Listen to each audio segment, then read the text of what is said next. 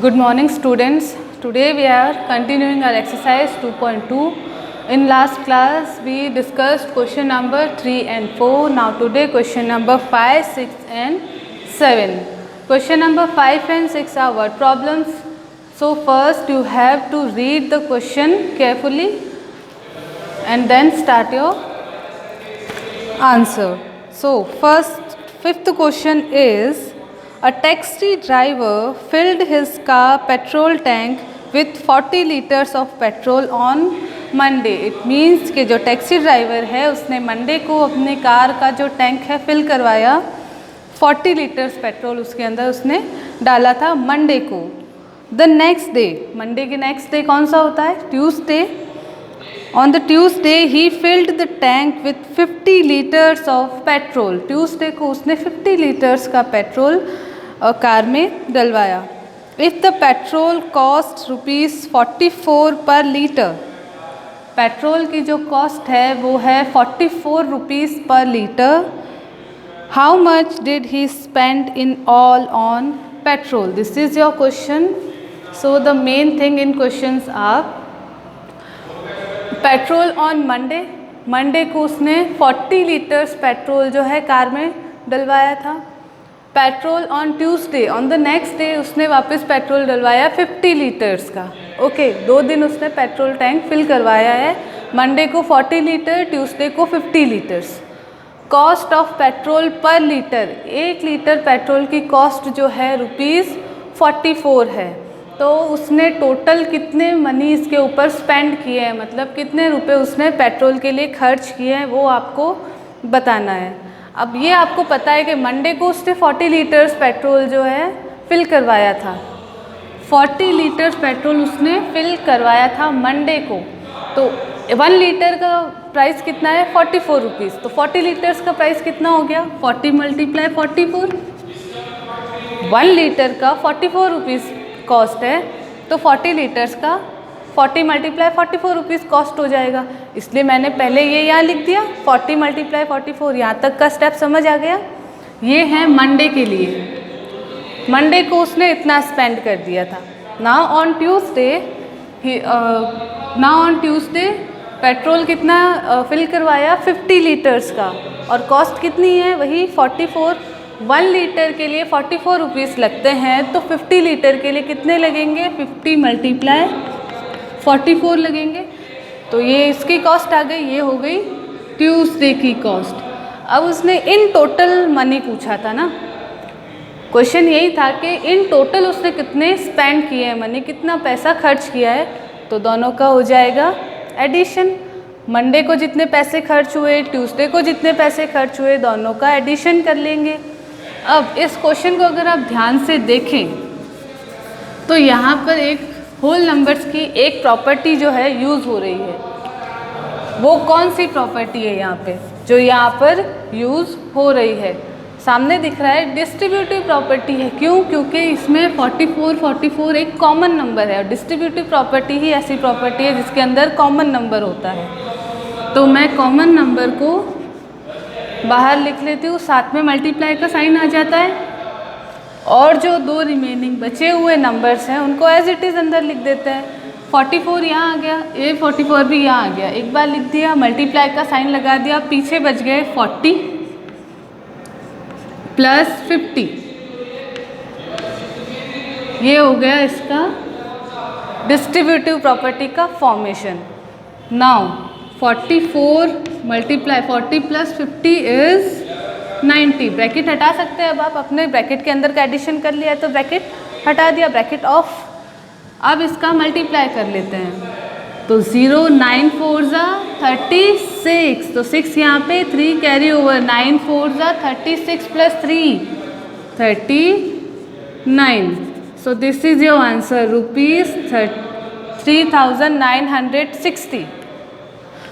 तो यहाँ पर एक लाइन आ जाएगी, सो ही स्पेंट ₹3960. यहाँ पर आपका ये क्वेश्चन कंप्लीट हो जाता है. Okay, now the question number 6. दोनों क्वेश्चन सिमिलर ही हैं, इसमें पेट्रोल के लिए बात हो रही है और नेक्स्ट में मिल्क के लिए बात होगी। क्वेश्चन सिमिलर है, देख लेते हैं क्वेश्चन क्या है। Question number 6 is A vendor supplies 32 liters of milk to a hotel in the morning and 68 liters of milk in the evening। यानी एक वेंडर जो है जो मिल्क सप्लाई करता है होटल में, उसने मॉर्निंग में 32 लीटर सप्लाई किया है और इवनिंग में 68 लीटर मिल्क सप्लाई किया है। इफ़ द मिल्क कॉस्ट ₹45 पर लीटर, मिल्क की जो कॉस्ट है वो पर लीटर 45 रुपीज़ है, 1 लीटर के 45 रुपीज़ होते हैं। How much money is due to the vendor per day. यानी कि ये कहा है कि मॉर्निंग में इतनी सप्लाई होती है 32 लीटर, इवनिंग में इतनी सप्लाई होती है 68 लीटर। 1 लीटर का कॉस्ट है ₹45, तो उसका एक दिन का कितना मनी यहाँ पे होता है ये पूछा गया है। तो जैसा हमने इस क्वेश्चन में किया था, हमें 2 अलग अलग दिन के पेट्रोल की वैल्यू बता दिया कि इतना पेट्रोल फिल करवाया गया है, 1 लीटर की वैल्यू दे दी कि 1 लीटर की कॉस्ट इतनी है 1 लीटर पेट्रोल की। तब हमने क्या किया, दोनों का मल्टीप्लाई करके ऐड कर दिया, इन टोटल पूछा था इसलिए। यहाँ पे भी सेम क्वेश्चन है, मॉर्निंग का सप्लाई बता दिया, इवनिंग का सप्लाई बता दिया और जो मिल्क है उसकी पर लीटर कॉस्ट बता दी। तो अब जो money due to the vendor per day, एक दिन के लिए वेंडर का कितना पैसा वहाँ पे होटल में होता है ये हमसे पूछा है, तो इसका आंसर भी ऐसे दे देंगे। इवनिंग में उसने 32 लीटर मिल्क प्रोवाइड करवाया था, सप्लाई करवाया था, कितना 32 लीटर। 1 लीटर का 45 रुपीज़ होता है, तो 32 लीटर्स के लिए 32 मल्टीप्लाई 45 रुपीज़ होंगे, इन दोनों का मल्टीप्लाई हो जाएगा। ये है मॉर्निंग का हिसाब, जो मॉर्निंग में उसने मिल्क दिया था ये उसका हिसाब है। उसके बाद इवनिंग में उसने कितना दिया था 68 लीटर, 1 लीटर कितने का है 45 रुपीज़ का, तो 68 लीटर मल्टीप्लाई 45 इवनिंग का हिसाब हो जाएगा। ये मॉर्निंग और ये इवनिंग दोनों आ गए। पर डे का उसका वेंडर का कितना पैसा होता है यही पूछा है, तो हम दोनों ऐड कर देते हैं, इवनिंग और मॉर्निंग और इवनिंग दोनों ऐड कर देते हैं तो आंसर आ जाएगा। अब अगेन इस क्वेश्चन में भी same 45 and 45 are common numbers, यहाँ पे भी डिस्ट्रीब्यूटिव प्रॉपर्टी हो गई। 45 मल्टीप्लाई 32 प्लस 68, 45 मल्टीप्लाई 32 प्लस 68 कितने होते हैं 100। सो जब आप मल्टीप्लाई करेंगे तो आंसर आएगा ₹4500। सो यहाँ पे भी लास्ट लाइन आ जाएगी, सो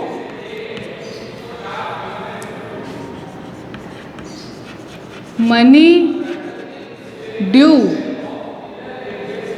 टू वेंडर इज ₹4500। ये यहाँ पे क्वेश्चन हो गया आपका finish. Now question number 7, match the following. ये वाला क्वेश्चन आपको बुक में ही करना है, नोटबुक में नहीं करना है। बुक में पेंसिल से आप जैसे मैंने यहाँ पे किया है वैसे करना है सेम। मैच द फॉलोइंग में कुछ नहीं दे रखा, एक तरफ आपको एग्जाम्पल्स दे रखे हैं, दूसरी तरफ आपको प्रॉपर्टी का नेम दे रखा है। देख लीजिए आप क्वेश्चन बुक के अंदर, फर्स्ट सेकंड थर्ड में तो एग्जाम्पल्स हैं और ABC में उसका क्या है प्रॉपर्टी दे रखी है। आपको क्वेश्चन ये एग्जाम्पल देख के प्रॉपर्टी को अज्यूम करना है कि इसके अंदर कौन सी प्रॉपर्टी है। सो फर्स्ट यहाँ पे देखो लिखा हुआ है 425 मल्टीप्लाई 136। एक तरफ लेफ्ट साइड तो क्लियर हो गई, is equals to 425 multiply 6 plus 30 plus 100। अब ऐसा किस प्रॉपर्टी में होता है कि नंबर वही सेम है, बस मल्टीप्लाई सिर्फ मल्टीप्लाई नहीं है, उसमें एडिशन भी आ गया है। ये हो गई डिस्ट्रीब्यूटिव प्रॉपर्टी। सो इसका आंसर मैंने इसके सामने लिखा है C। आप भी यही करना सेम, फर्स्ट के सामने लिख देना C, सेकंड के सामने लिख देना A, थर्ड के सामने लिख देना B। सो फर्स्ट का आंसर हो जाएगा distributive property of multiplication over addition. यहाँ पर डिस्ट्रीब्यूटिव प्रॉपर्टी है ओवर एडिशन के लिए। Now second 2 multiply 49 multiply 50। Left side तो ये है और राइट साइड क्या है 2 मल्टीप्लाई 50 मल्टीप्लाई 49। दोनों साइड में सेम नंबर्स हैं, बस जो है 49 और 50 की प्लेसेस चेंज हो गई है। पहले 50 बाद में लिख रहे थे या 50 पहले लिख रहे हैं, तो सिर्फ पोजीशन चेंज की है। ऐसा किस प्रॉपर्टी में होता है? ऐसा होता है commutative property under multiplication. Commutative property होती है ना, A multiply B is equals to B multiply A। यही वो प्रॉपर्टी है जिसके अंदर हम प्लेस चेंज कर सकते हैं। तो यहाँ पर भी प्लेस ही चेंज हुई है। So this is the property of commutative under multiplication. And the third 80 plus 2005 plus 20, और दूसरी साइड में लिखा हुआ है 80 प्लस 20 प्लस 2005। अगेन यहाँ पर सिर्फ प्लेस ही चेंज हुआ है, लेकिन पहले वाले में मल्टीप्लाई था, थर्ड इस वाले में क्या है? एडिशन है। सो यहाँ पर जो प्रॉपर्टी हो जाएगी वो हो जाएगी कम्यूटेटिव अंडर एडिशन। ओके, ये आपकी exercise 2.2 complete. Now our next exercise, exercise 2.3। ये एक्सरसाइज भी आपकी उन्हीं प्रॉपर्टीज़ पर बेस्ड है जो हमने अब तक पढ़ी है, और इसमें एक पैटर्न का क्वेश्चन एक्स्ट्रा है। So first question is which of the following will not represent zero. आपके पास यहाँ पे 4 ऑप्शन दे रखे हैं और आपसे क्वेश्चन में पूछा है कि इन चारों में से ऐसा कौन सा ऑप्शन है जो ज़ीरो को रिप्रेजेंट नहीं करता है। तो हम एक एक ऑप्शन चेक कर लेते हैं। 1 प्लस 0 कितना होता है? 1। तो एक ये ऑप्शन हो रहा है, ये ज़ीरो रिप्रेजेंट नहीं कर रहा, मतलब इससे आंसर ज़ीरो नहीं आ रहा है। कितना आ रहा है? 1। तो एक ये ऑप्शन है। दूसरा B 0 मल्टीप्लाई 0 इज़ 0, इससे तो 0 रिप्रेजेंट हो गया। C 0/2, 0 में किसी भी नंबर का डिवीजन करो तो आंसर 0 ही आता है, इससे भी 0 आ गया। नेक्स्ट D 10 - 10 इज़ 0 एंड 0/2, 0 में 2 का डिवीजन, आंसर 0 ही आएगा। यानी A ही एक ऐसा ऑप्शन है जिससे आंसर 0 नहीं आ रहा है। सो 1 + 0 = 1, it will not represent 0. That's the answer. Simple. Now second question. Second and third are important question. Listen carefully. If the product of two whole numbers is 0, product means दो numbers का multiplication. यहाँ लिखा हुआ है दो whole numbers का अगर आप मल्टीप्लाई करो और उससे आंसर 0 आता है, can we say that one or both of them will be 0। अगर दो होल नंबर्स को मल्टीप्लाई करने पर आंसर 0 आता है तो क्या हम ये कह सकते हैं कि या तो वो दोनों नंबर या उनमें से कोई एक नंबर 0 है। जस्टिफाई थ्रू एग्जाम्पल, एग्जाम्पल लेके इसको जस्टिफाई करना है। कोई भी दो नंबर में से अगर एक भी नंबर 0 होता है तो आंसर 0 आता है। सपोज मैंने सबसे पहले एग्जाम्पल ही लिखा है, ये कोई भी एक नंबर है, कोई भी होल नंबर है, 1 2 3 4 कुछ भी ले लीजिए। 0 से में इसका मल्टीप्लाई करोगे, 1 × 0 इज़ 0। 0 में किसी नंबर का मल्टीप्लाई करो यानी 0 × 1, पोजीशन चेंज कर दी तो भी आंसर 0, और 0 का मल्टीप्लाई भी 0 से करोगे तब भी 0 ही आंसर आएगा। यानी जो स्टेटमेंट लिखा हुआ है कि दो नंबर का प्रोडक्ट 0 है तो ये पॉसिबिलिटी है 100% कि या तो दोनों 0 हैं या दोनों में से कोई एक 0 है। किसी भी नंबर का अगर आंसर 0 आता है तो उसकी दो पॉसिबिलिटीज़ है, या तो दोनों ही नंबर जिनका मल्टीप्लाई हुआ था वो दोनों 0 हैं या फिर दोनों में से कोई एक 0 है।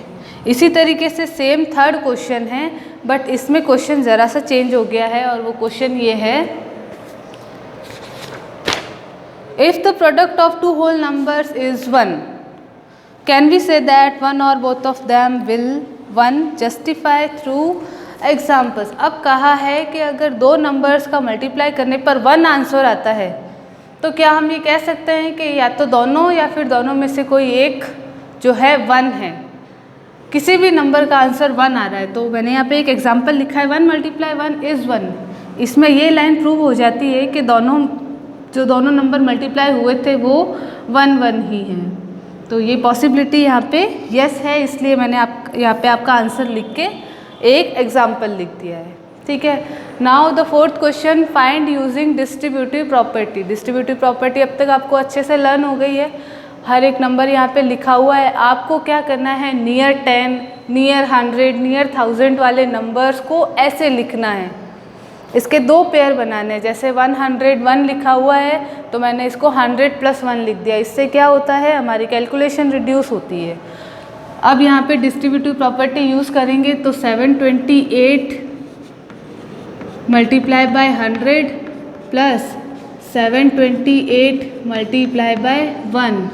100 से मल्टीप्लाई करने पर डायरेक्ट आंसर हम लिख सकते हैं, हमें सिर्फ 0 ही ऐड करना होता है, इसलिए ये डायरेक्ट हो जाएगा। और 728 यानी इसका आंसर अब एडिशन से जल्दी आएगा।